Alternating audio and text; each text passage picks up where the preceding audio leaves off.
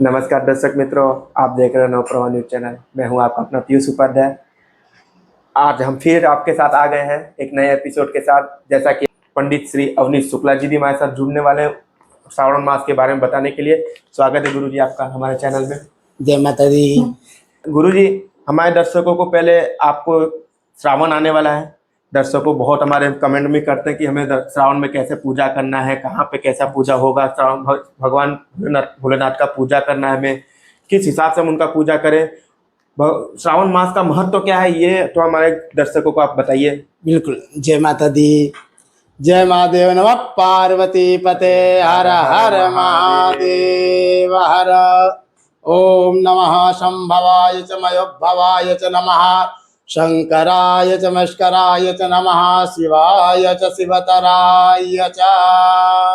ओम त्र्यंबकं जजामहे सुगंधिं पुष्टिवर्धनाम् उर्वारुकमिव बंधनान् मृत्योर्मुक्षेयमामृतात्।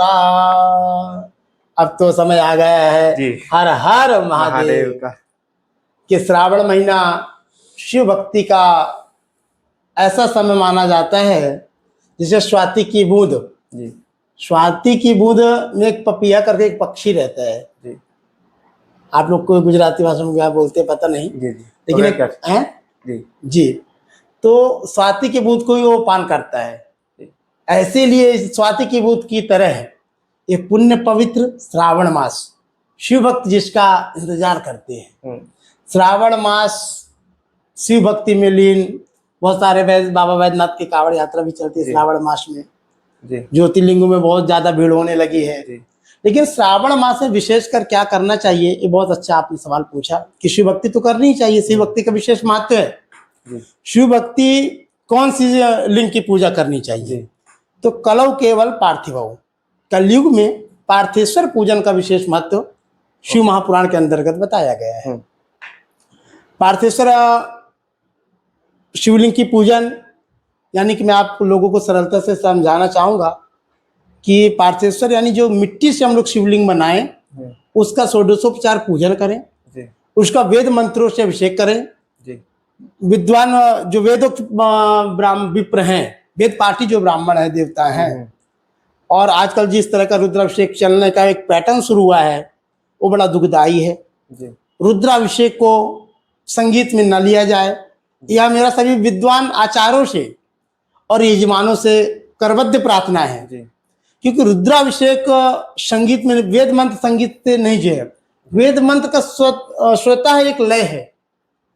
वेद मंत्र का स्वतः एक लय है, उसको उस लय को खंडित न किया जाए। जिसके कारण क्या है कि जब बिजली का कनेक्शन है, आपको प्रकाश चाहिए ना, तो वायरिंग अच्छी होनी चाहिए।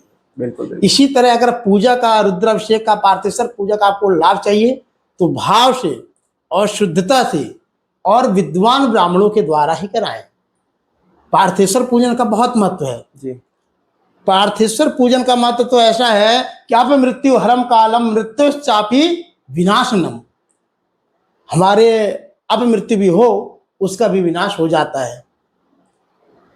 पुत्र पौत्र संतति वृद्धि, पुत्र की कामना हो, ऐश्वर्य की कामना हो, भोग की कामना हो, मोक्ष की कामना हो, मानव की हर कामनाओं की पूर्ति हो जाती है। और रुद्राभिषेक करने का अधिकार पिछली बार हमने आपको बताया था कि पुरुष और स्त्री के बराबर का है।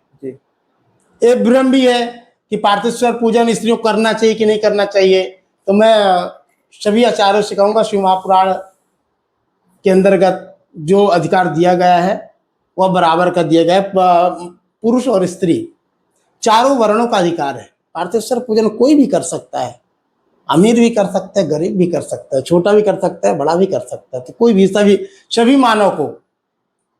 मानव को शिव पूजा करनी चाहिए। शिव यानी कल्याण। अगर आपको अपना कल्याण करना है तो शिव पूजा करनी चाहिए। शिव पूजा में भी विशेष कलयुग में पार्थेश्वर पूजन करना चाहिए। और देखिए, पार्थेश्वर पूजन का घर पे करने से का जो महत्व है उससे ज्यादा महत्व होता है कोई भी पूजा जी। घर में पूजा करने से उसका 2 गुना फल महत्व बढ़ जाता है। हम अगर किसी देवालय में करें उससे भी 2 गुना फल बढ़ जाता है। अगर हम किसी गौशाला में करें, वन क्षेत्र में करें जी, उससे भी ज़्यादा महत्व बढ़ जाता है हम किसी पुण्य पवित्र नदी के किनारे करें। और जो शास्त्रों में शिव पुराण में विद्येश्वर संहिता में देखिएगा 16वें अध्याय या 12वें अध्याय में मेरे को श्लोक अभी भी याद है जो लिखा हुआ है, चतुर्विंश मुखा पुण्या नर्मदा चा महानदी। जो मोक्षदायिनी नर्मदा जी हैं, चतुर्विंश मुखा पुण्या यानी चतुर्विंश 24 मुख वाली। कितने मुख वाली नर्मदा जी हैं? 24 मुख वाली है। चतुर्विंश मुखा पुण्या नर्मदा चा महानदी। वैसे हैं अपने मोक्षदायिनी गंगे चा यमुना चैव गोदावरी सरस्वती नर्मदा सिंधु कावेरी, ये सब मोक्षदायिनी नदी हैं। लेकिन नर्मदा जी का विषय महानदी का उपमा दी गई है, पुण्य नर्मदा चा महानदी। तो नर्मदा किनारे, नर्मदा का कहावत भी आप लोग सुने होंगे, नर्मदा जी का कण यानी शंकर। वहाँ और नर्मदेश्वर का भी पूजा, नर्मदेश्वर का शिवलिंग ऐसा है जिसमें प्राण प्रतिष्ठा की भी आवश्यकता नहीं है। आप नर्मदा जी से कोई भी कण लाइए, उस घर में रख के पूजा कीजिए, वही नर्मदेश्वर। नर्मदेश्वर का पूजन का महत्व है जी, हमेशा करनी चाहिए। आप लोगों घर में भी नर्मदेश्वर या पारदेश्वर की शिवलिंग घर पे रखना चाहिए। और श्रावण मास में पार्थेश्वर की पूजन का ज्यादा विशेष महत्व है। वैसे आप हर शिवलिंग की पूजा कर सकते हैं, लेकिन जो विशेष लाभकारी है वह पार्थेश्वर पूजन का है। अब पार्थेश्वर पूजन को कैसे करें, उसके लिए मैं सरलता से आप लोगों को समझाना चाहूँगा कि जिस श्रावण मास में पूर्ण नदी के किनारे की मिट्टी हो, तालाब के किनारे की मिट्टी हो, गौशाला की मिट्टी हो, बामी की मिट्टी हो या अन्य तीर्थों संगमों की मिट्टी हो, कहीं की भी मिट्टी से लाइए, उसको आप पवित्र कीजिए, गंगा जल से, नर्मदा जल से उसको शुद्ध करिए, सिंचन कीजिए, उसको फिर शिवलिंग बनाइए। शिवलिंग अंगूठे के बराबर, उससे ज्यादा बड़ा नहीं, अंगूठे के बराबर पार्थेश्वर लिंग बनाना चाहिए। आप 108 शिवलिंग बनाइए, 1.25 लाख बनाइए, लोग 1.25 लाख का भी अभिषेक करते हैं। यथाशक्ति आप शिवलिंग बनाइए, उन शिवलिंग को विधिवत वेद मंत्रों से प्रतिष्ठित करके प्राण प्रतिष्ठा करने के बाद षोडशोपचार पूजन के पश्चात, षोडशोपचार पूजन के वेद मंत्रों से पूरा उनका जो रुद्रा अभिषेक करना चाहिए। अब अभिषेक आप अपनी कामनाओं के अनुसार कर सकते हैं, जो जिसकी कामना है। जल से अभिषेक होता है, दुग्ध से अभिषेक होता है, अमृत रस से अभिषेक होता है, सर्व औषधियों के जल से अभिषेक होता है। आप गन्ने के रस से अभिषेक, अगर आपको लक्ष्मी प्राप्ति करनी है तो आप गन्ने के रस से अभिषेक करें। आपको पुत्र पौत्र संत परिवार में सुख शांति चाहिए तो जल और दूध से अभिषेक करें। विद्या प्राप्ति के लिए देखिए, आप दूध में जो खांड है, शक्कर डाल करके आप दूध से अभिषेक करने से बच्चों को बुद्धि और विद्या की प्राप्ति होती है। शत्रुनाश के लिए आप सरसों के तेल से अभिषेक कीजिए। ऐसे अलग अलग द्रव्यों के द्वारा शिव जी का पार्थेश्वर लिंग अभिषेक करना चाहिए।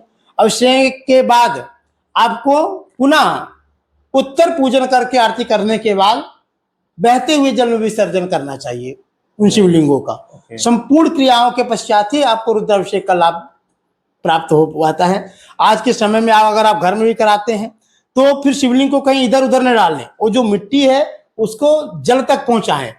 इससे अच्छा कि आप किसी नर्मदा जी के किनारे, जो हम लोगों की वर्षों से पूजा जहाँ चल रही है, आपको बताऊंगा कि कई वर्षों से निरंतर शिव परिवार के द्वारा आपके जस्मिन मोबाइल सचिन भाई त्रिवेदी, उन्होंने जो अपनी मातृ शक्ति को दर्शाते हुए शिवभद्रा आश्रम का निर्माण किया है।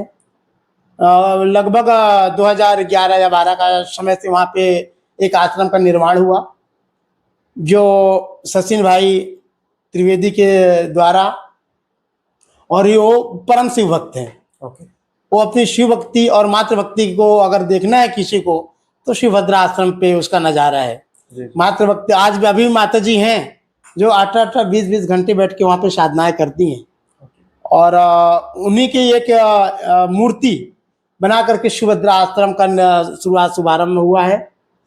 वहाँ पर निरंतर वर्षों से जो माँ भक्ति नर्मदा जी की परिक्रमा करते हैं, उनकी सेवा, परिक्रमा से को रहने की व्यवस्था, उनके भोजन इत्यादि की व्यवस्था, और एक आध्यात्मिक क्षेत्र नर्मदा जी के किनारे का आने की, वहाँ पे जो दिवेर में शिवभद्रा आश्रम में जो मैया का प्रवाह है वह उत्तर वाहिनी है। वहाँ पे उत्तर वाहिनी, इसलिए वहाँ यज्ञ पूजन पाठ कर्म करने का अधिक फल की प्राप्ति होती है। तो वहाँ पार्थेश्वर पूजन, महामृत्युंजय जाप और नर्मदेश्वर का अभिषेक वहाँ पे एक नर्मदेश्वर शिवलिंग का भी निर्माण है, जहाँ पर सभी भक्त अभिषेक कर सकते हैं। जी साथ साथ में शिव महापुराण का पारायण भी वर्षों से, मूल पारायण, अच्छा वो भी शिव महापुराण का पारायण कई विद्वानों के द्वारा होते हुए आ रहा है। इस वर्ष भी वहाँ दिनांक 25 जुलाई से संपूर्ण आयोजनों की शुभारंभ यज्ञ का शुभारंभ किया जाएगा। जी तो जिन भक्तों को भी पहुंचना है, आप लोग जरूर वहाँ लाभ ले वहाँ सकते पे हैं। आपका नंबर वहाँ पे जी। अटैच कर देंगे। और वहाँ पे आपके कौन कौन से जजमान आने वाले हैं वहाँ पे? देखिए, वहाँ पे प्रमुख तौर पे अपने जैसलमेर के जो सचिन भाई त्रिवेदी जी और सब परिवार तो वहाँ उपस्थित रहते ही रहते हैं। साथ में हमारे शिव परिवार के वडील, जिन्होंने पूरे महादेव परिवार को एक किया है, एक माला में परोसा है, राजू भाई श्रीमाली साहब। वो वर्षों से, लगभग जब मैं छोटा था और कावी कंबोई स्तंभेश्वर महादेव आप सभी कोई जानते होंगे, जी जी वहाँ से प्रदोष पूजा के शुभारंभ करके उन्होंने एक शिव परिवार का निर्माण किया। आज वह परिवार एक वट वृक्ष की तरह कई स्थानों पे शिव भक्ति, यानी हजारों लोगों के दिल में शिव भक्ति का अलग जगाने वाले राजू भाई अधिकांश समय वहाँ उपस्थित रहते हैं। उसी परिवार में बहुत सारे लोग हैं। हार्दिक भाई सोनी अहमदाबाद से आते हैं हर प्रदोष पूजा में, मुकेश भाई सोनी, हितेश भाई ब्रह्मभट्ट, दिनेश भाई पटेल, और ऐसे बहुत सारे शिव भक्त हैं, सैकड़ों शिव भक्त हैं जो एकत्रित होकर के हर महीने की प्रदोष पूजा और श्रावण मास की पूजा, शिवरात्रि, इस तरह का शिव भक्ति का जो संगम है वो लाभ कराते हैं। और बहुत सारे जितने भी शिव भक्त हैं वो जरूर माह में एक बार तो आकर के वहाँ शिव भक्ति का लाभ लेते हैं। आप लोग भी सभी को इस वर्ष आइए। आपके चैनल के माध्यम से मैं समस्त लोगों को आह्वान करूंगा कि आप लोग शिवभद्र आश्रम जरूर आए पहुंचे और वहाँ शिव भक्ति का आनंद लें। श्रावण मास में पार्थेश्वर पूजन, महामृत्युंजय जाप, जो शिव महापुराण के श्लोक हैं उनके श्रवण मात्र से मानव की सद्गति हो जाती है। तो दिन भर आप जब भी वहां पहुंचेंगे ना, आपको स्वाहा स्वाहा मंत्रों का उच्चारण ही सुनाई देगा। बड़ा मनोहर दृश्य रहता है श्रावण मास में शिवभद्र आश्रम का, तो आप लोग भी आनंद ले सकते हैं। जी जी धन्यवाद गुरु जी। जी, श्रावण मास यानी शिव, यानी कि कल्याण, जहाँ पे पूरे भक्तों का कल्याण होता है वो है हमारा श्रावण मास। और उसी श्रावण मास के बारे में हमने आपको पूरे विस्तार में हमने बताया। गुरुजी ने पूरे विस्तार में आपको बताया कहाँ पे पूजा करना है, कैसे पूजा करना है, कौन सी शिवलिंग की पूजा करनी है, कब कब पूजा करना है और किस अभिषेक से आपको ज्यादा पूजा करना है। आपने सुना होगा और आप देखते रहिए। ऐसे ही इस एपिसोड से हम आपसे अलविदा लेते हैं, लेकिन फिर अगले एपिसोड में हम आपके साथ दूसरे एपिसोड के साथ जुड़ेंगे जरूर। आप देखते रहिए नवप्रभा गुजराती। मैं हूं आपका अपना पीयूष उपाध्याय, नवप्रभा न्यूज, वडोदरा।